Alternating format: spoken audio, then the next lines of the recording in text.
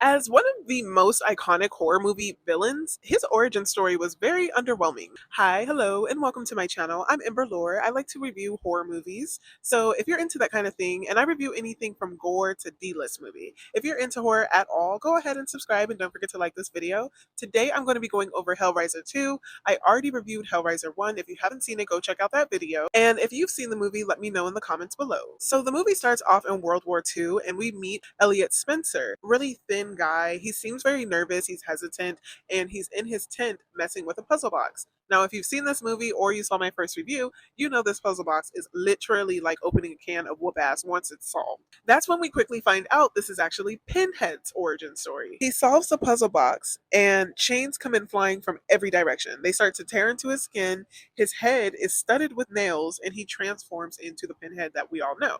But as he's transitioning, you can tell that this is not what he wanted. As he's transitioning into a Cenobite, it just gave either he didn't know what to expect, or I don't know, maybe he didn't want to go. Gives the total opposite of Frank that we saw in the first movie. Frank was ready, okay? He didn't know what he was getting into, but he knew that he wanted pain and pleasure. So he was excited when he opened the box. Pinhead, aka Elliot, it was given that he accidentally got into this. I just thought with his look, with all the pins in his head, like I just kind of thought his story would be a lot more interesting. So we catch back up with Kirsty, and if you remember in the first movie, she ended up banishing all of the Cenobites back to hell and burning the box. However, the bodies that Julia was bringing Frank in the first movies are still in that house. So she wakes up in a psych ward, and directly across from her as she's sleeping is a detective. And he's wide awake. Could you imagine waking up to somebody sitting across from you wide awake? Oh my God, I would scream. So it's Detective Bronson. I know you just went through a lot. There's a lot of people dead. What's up with that, by the way? Like, what's up with all the bodies? And Kirsty's basically like, so there's these Cenobites. And she goes on to explain the affair with Frank and Julia and how her dad didn't know anything about it. And he's basically an innocent bystander. Well, if she minded her business, she wouldn't have got caught up in this. But anyway, Detective Bronson hears her out at first. He's like, right, right, right. But the bodies, like, you're only telling me about what's going on with your family. Where are all of these bodies coming from, right? So back at the house, as Kirsty's being interviewed, the police are doing a very sloppy job of checking the scene. Okay, they're supposed to be collecting evidence, but at one point, one of the bodies fell on the officer, and the officer turns around and shoots the dead body. What was the point? Like, just sloppy as hell.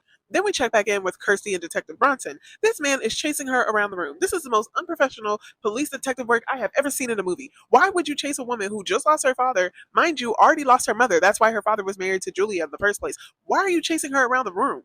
And you guys are at a psych ward. That's not necessarily a peaceful place. And he's trying to calm her down, and it's not working.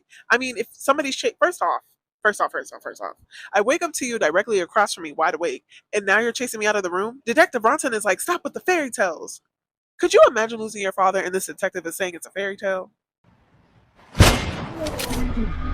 So then we meet Dr. Channard and Dr. Kyle. Dr. Channard, right off the bat, weirdo, okay? This man is doing brain surgery, and he's looking at the pieces of the brain, he's looking at all the blood, and he's got this like infatuated look. Like, I don't know, like this really just excites him. I understand loving your job, but when it comes to doing brain surgery and you're a little too into the gory parts of surgery, there's something wrong with you.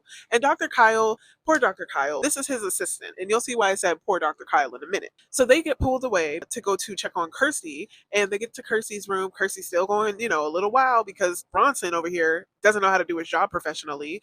And Dr. Channard is like, hey, what's going on? And Kirsty's like, hey, y'all need to get that mattress. The police officers find the mattress, right?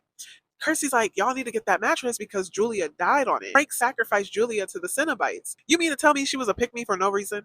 Not only that, she was willing to catch bodies for him. Let that be a lesson. Let that be a lesson. Kirsty is adamant. She is like, you guys have to get that mattress because Julia can come back to life because she died on it, and it was in the midst of the Cenobites and all this stuff going on. You have to get rid of the mattress. She keeps repeating it. Dr. Channard, on the other hand, all he hears is, I need to get that mattress. You can't really tell if he believes her or not. Like, he just be looking blank. He looks stale. He looks uninterested. He turns to Dr. Kyle and he's basically like, can you take care of her? I have some other things I need to go do, right? He went to go get that mattress. So later on that night, Kirsty takes a little stroll through the psych ward, and she's kind of peeking around, just, I don't know, getting familiar with her surroundings, and she sees this little girl. She's playing with a puzzle. And the little girl, she just kind of seems to herself, quiet, mute. She doesn't really say much. This is when Dr. Kyle walks up and he's like, oh yeah, the nurses named her Tiffany. She's been here for 6 months. She has no family. She's completely by herself. She's also mute. She doesn't speak. It's kind of sad. And I'm just thinking, HIPAA? Like, why are you telling all of this girl's business? Like, she don't know Kirsty. Why are you telling Kirsty about her family life? No privacy. He said that Dr. Channard suggested that she only play with puzzles. And he was like, nobody knows why, but Dr. Channard thinks her playing with puzzles is like healthy for her. So that's all she does all day. And I also think it's interesting how nobody else knows her real name. Kirsty goes back to her room and she's laying down and she sees a skinless figure, and on the wall is written, "I'm in hell." And at this point, I'm sure she's thinking, damn, do I really belong in here? I might just belong in here after all. Now, my first thought was, that's got to be Frank. Immediately, I'm like, that's Frank. Here's why. Because in the first movie, when he showed up, he was like, oh, hey, Julia, yeah, you got to help me. Like, no, thank you, nothing. He just showed up demanding stuff. So I'm pretty sure that's Frank writing on the wall again, saying, I'm in hell, help me, demanding stuff yet again. Kirsty is under the impression that this might be her father. She walks over to the skinless body and the words on the wall. At this point, the body has disappeared, but the words are still there and they're written in blood. For some reason, she thought it was a good idea to take the blood and rub it on her lips. That, for the life of me, I cannot figure out why she did that, but she did. Later that day, Dr. Channard, he comes in and he has a little chat with her, and he's like, hey girl, hey, I didn't get to talk to you. What's up? You know, what happened at the house? And she begins to tell him the full tea, again, about how Frank sacrificed Julie on the mattress, the Cenobites came out, and she explained the whole thing. She tells Dr. Channard everything. He's just looking at her with this blank ass expression again. I'm like, do you believe her or not, dude? Like, you're just too chill about this. And for a doctor in a psych ward, he didn't ask a lot of follow up questions. So I thought that was a little suspicious. He eventually leaves the office and he doesn't really confirm if he believes her or not. He just leaves. I told you, this guy is weird. I don't mean weird like in a derogatory way. I just mean weird like weird. So Dr. Kyle sneaks into Dr. Channard's office and he finds a bunch of things from the occult about the occult. Like, this man is into this stuff heavy. I mean, there's drawings of creatures, monsters, aliens everywhere. It gives he's really studied this. And now it's no wonder he just has this blank look on his face whenever Kirsty was telling him all this stuff that had happened. It's because he knows it's real. And basically, for him, he was meeting somebody who actually experienced something he clearly has been studying. Because not only does he have one puzzle box, he has three. At this point, Kyle is like, oh my God, this is real. So we catch back up with Dr. Channard, and he's taking a little stroll himself through the psych ward, but it's giving he's shopping because he has this look in his eye as if he's looking for the right person. But one specific patient who's scratching on himself, screaming, get them off of me, because he thinks maggots are all over him, catches his eye. Like, he stayed on him for a minute just watching him. It was very weird, the whole scene. Everything about it felt icky. He ends up bringing that guy back to his office where he had the mattress. He brings the guy back and puts the guy on the mattress, and he lets the guy just scratch himself because, again, the guy thinks maggots are all over him. So he's letting this man just scratch and scratch, right? And then Channard hands him a knife, and the guy begins to cut himself because he's trying to cut the maggots off. So as the guy is cutting himself, he's bleeding onto the mattress, the exact opposite of what Kirsty just told this man to do. After the guy cuts himself, you see two arms come out of the bed, and they done brought back Julia. She's skinless, of course. She wraps her arms around the guy and pretty much begins feasting on him immediately. And for a man who's been studying this, why wouldn't he have any plastic on the floor? Like, I feel like for him, the way that Julia was slithering around that floor with her bloody body, her skinless self, there was evidence everywhere. Like, he had nothing for cleanup. I just don't understand. If you were studying this, you had this bloody mattress drop. Why would you just let her crawl all over the floor like that? Like, so she chases down the guy. She eats him, sucks his soul out, all the stuff. You know, pretty much repeating what she did for Frank when she was being a pick me. After watching all of this, he would think somebody would be terrified, right? Kirsty had the correct reaction. Dr. Channard, on the other hand, he was fascinated. He was like, oh my God, this is what I've been waiting for. Mind you, Kyle is still in the office hiding. So he just saw all of this. He immediately runs to Kirsty. He's like, yeah, get your things. We need to go. We need to get up out of here.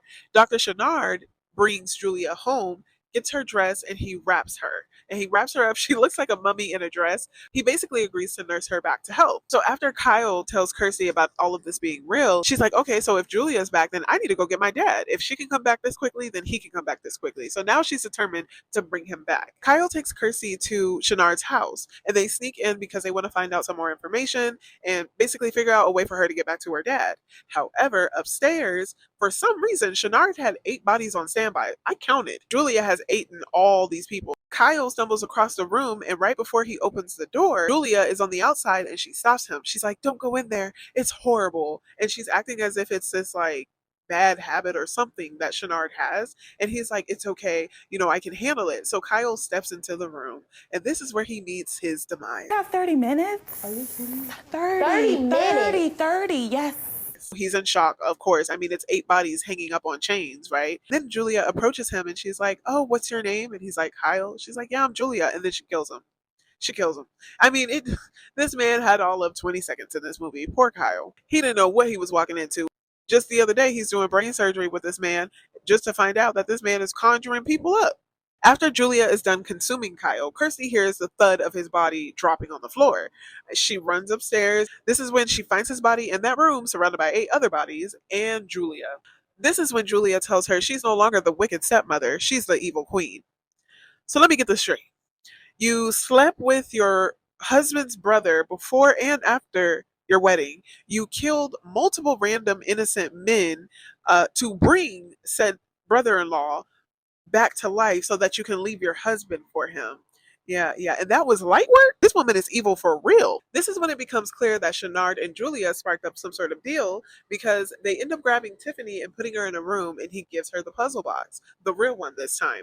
And they're sitting behind this fake wall with this mirror, like this double two-way mirror or glass, whatever, and they're watching Tiffany as she tries to solve the puzzle. And this is when we find out that Julia basically promised to take Channard to the other world to fulfill whatever dream that he has if he nursed her back to health. And what's so messed up about this is I understand that the girl doesn't have any family, but dang, to sacrifice her, then not only sacrifice her, but to train her for 6 months, that's sick. So of course, this girl has been training doing several different type of puzzles for 6 months. She figures out the puzzle box. In come the Cenobite crew. And I'm thinking, oh, here it goes. This poor girl, she doesn't deserve any of this. The blast is so big it literally breaks the wall that Channard and Julia are standing behind, and Tiffany is sitting on the floor like, "Who are you?" Like, y'all just came like, "What's going on?" The Cenobite crew begin to approach her, but Pinhead shouts out, "No!" Thank goodness, we love an empathetic villain, okay? Because Tiffany did not deserve this.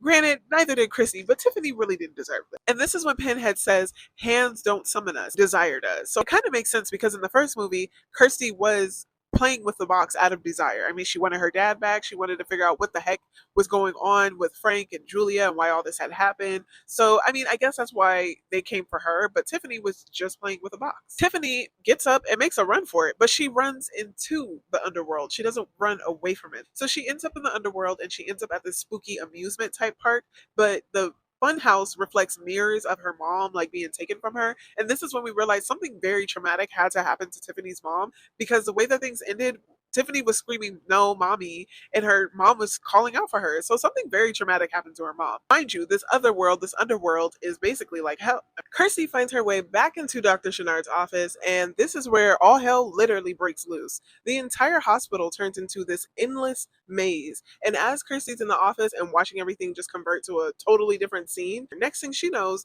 the Cenobite crew is right behind her. Feel real comfortable, huh? Get uncomfortable. And when they see her, they're like, "Oh, hey, girl, remember us?" Mind you, she just banished them back to hell 24 hours ago. And now they're right back here in front of her. And Kirsty makes a run for it. She's like, "Oh, hell no, I'm going to get up out of here." This is where she happens to bump into Tiffany. She sees Tiffany and she starts shaking the poor girl. Mind you, Tiffany is mute. She can't even speak up for herself, and you're shaking her. She starts telling Tiffany, "You have to help me. You have to get us out of here. It's going to benefit us both. We both need to get out of here. You don't understand. I know these people, okay? You don't want to be around them." Tiffany's kind of looking at her like, okay, like, calm down. And at this point, Julia's tour for Channard has ended. She led him right to Leviathan's altar, okay, and she basically tells him, "Yeah, this is my god. Isn't it cool? Isn't she beautiful?" It's like the sphere shaped thing in the sky almost above the maze. She's like, "Don't you love it? Isn't it cute?" And Channard is like, "Wow, like this is so amazing." And she's like, "Yeah, right, right." So, like, one thing about my god, just this one little thing, it needs souls. And well, I brought you here, so bon appetit. So when she said that she was evil queen, like she meant that. This weird thing pops out of the ground, these tentacles get injected into Channard, and this wire is like put across his face, like a multi-wire. I don't know what it is, but it's put across his face. Julia standing on the other side of this damn wire looking like, "Have a safe trip." And basically this thing consumes him. The tentacles like go even further in his face and stuff like that. And it consumes him and he goes back down. Kirsty and Tiffany happen to find a door that resembles the house. And Kirsty's like, "Oh, this has got to be my dad. I mean, why else would this be here?" So Kirsty tells Tiffany, "Wait for me, but if I'm gone for too long, then leave without me."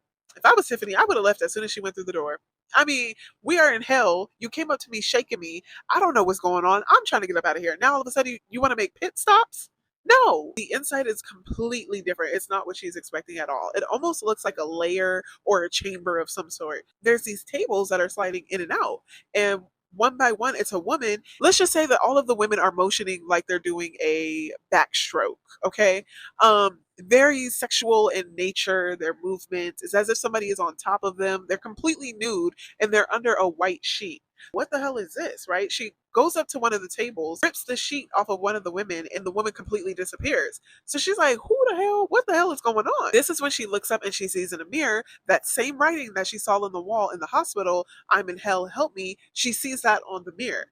And out comes her uncle Frank. I just knew it was him. The moment I saw him just demanding help, I knew it was Frank. Things get really nasty quickly. Frank explains to Kirsty that this is basically his hell because he's a hornball and can't control himself. His hell is basically being able to see these women fully nude but not able to touch them because the moment he runs to them, they disappear. So because of that, he needs a body and he's glad that Kirsty came. He knew that she would eventually come looking for her father. He tries to basically tell her that now that she's in hell, she's going to be his girlfriend. This is one twisted ass family. Kirsty pretends to go along with it. She's like, okay, I'll do whatever you want.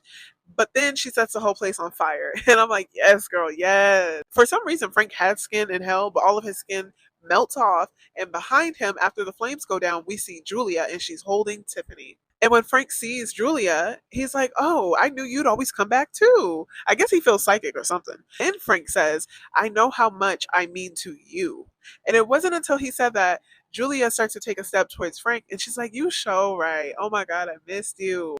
Even though you sacrificed me to the Cenobites and left me for dead, even though we agreed you were going to kill my stepdaughter, but instead you stabbed me. Oh my God, babe, how did you know I missed you? She walks down towards Frank and she goes in for a kiss and then grabs his heart and rips it out. I'm done looking for love.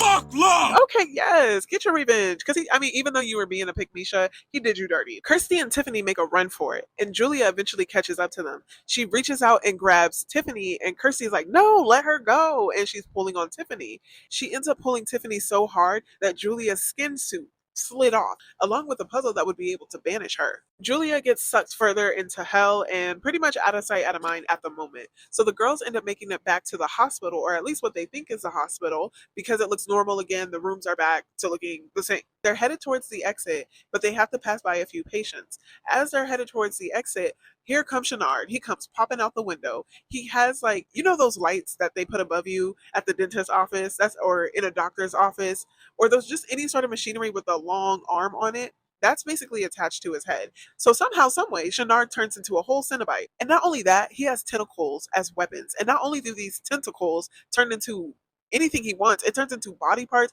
and medical tools. Okay, the little drills, the knives, the scissors, everything, and fingers and eyeballs, all that. It's so interesting because when I saw those 3 puzzle boxes in Dr. Channard's office at first, it really made me wonder, who is the alpha Cenobite, or is there an alpha Cenobite? Is that how any of this works? Because if there's 3 different boxes and we've only really seen one leader, who's really the biggest and the baddest? So the girls make a run for it again. But they just so happen to choose a room where the Cenobite crew is already hanging out. And they see them and they're like, oh, hey, so would you like chain or chain?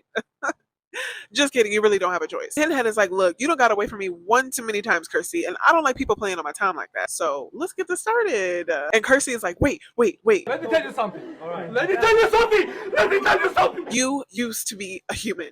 You used to be Elliot Spencer. And she shows him a photo of himself, a photo that she had found in Dr. Channard's office.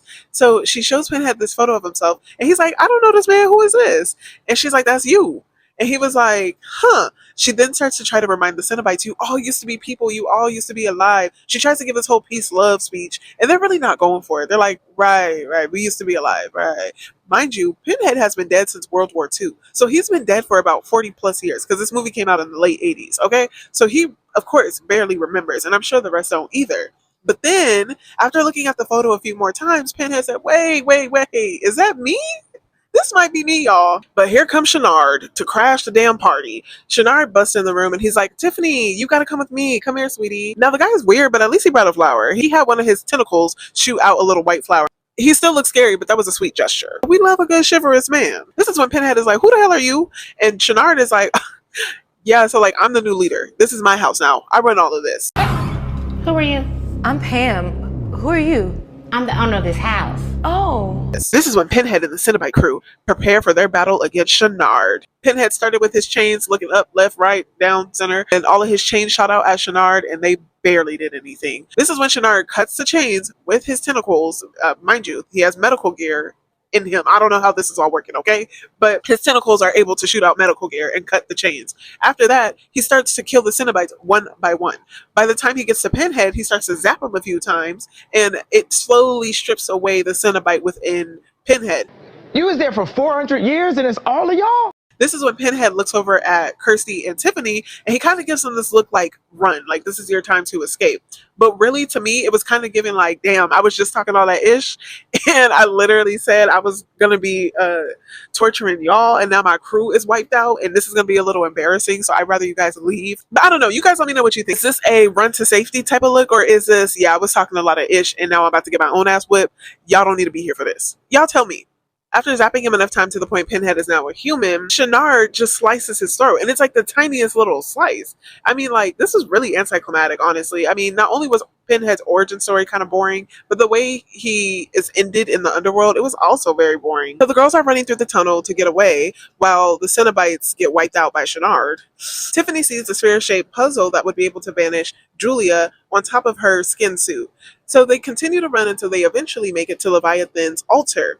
Once they make it to his altar, Tiffany begins to look at the puzzle, like, how can I solve this? Tiffany is looking up at it, and she happens to get this, like, flash of memory or something about what happened to her mother. And basically, Dr. Channard is the one who killed her mother and took her mother's life so that he could train her for 6 months doing puzzles so that he could summon all of the Cenobites and become one himself. Evil! As she's doing that, here comes Channard. He immediately kills Kirsty. He just shoots one of his tentacles at her, and then he tells Tiffany that she's going to be stuck there and she's basically his. I don't understand what his infatuation is with Tiffany or what else he could possibly use her for now that he is a Cenobite. I don't know. This is when Julia crashes the party. She's in her skin again, so it's looking like she put it right back on, and she approaches Channard, and they pretty much have a makeout sesh. In the midst of this makeout sesh, Tiffany is able to complete the puzzle. After solving it, the device that's attached to Channard's head rips his head off. And that's pretty much the end of him. He had about 15 minutes of being a Cenobite. Tiffany falls off the edge. Julia reaches down and tells her to trust her.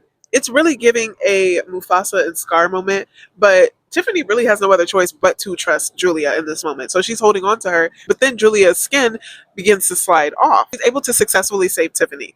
Once Tiffany is on a safer foundation, this is when Julia rips her face off and reveals she's actually Tiffany's mom. Oh, we love a little family reunion. So Tiffany and her mom make a run for it and try to make it back to the hospital because when Tiffany solved that puzzle, the underworld was beginning to close, so they needed to get out on time. So they make a run for it towards the opening where they can at least see that mustard yellow room in the hospital. And luckily they make it on time, and when they go through the hospital, almost everybody, not even almost, pretty much everybody in the hospital is dead except for them. At the end of the movie, we see Tiffany looking better, healthier, happier next to her mom. They take one last look at the psych ward, turn around, and go off and live their life. And that is the end of Hellraiser 2. If you haven't seen the first one, I don't know what you're waiting on. Go see the first one and definitely watch the second one. If you like this video, go ahead and give this a thumbs up. Don't forget to subscribe, and I'll see you guys in the next video. Bye!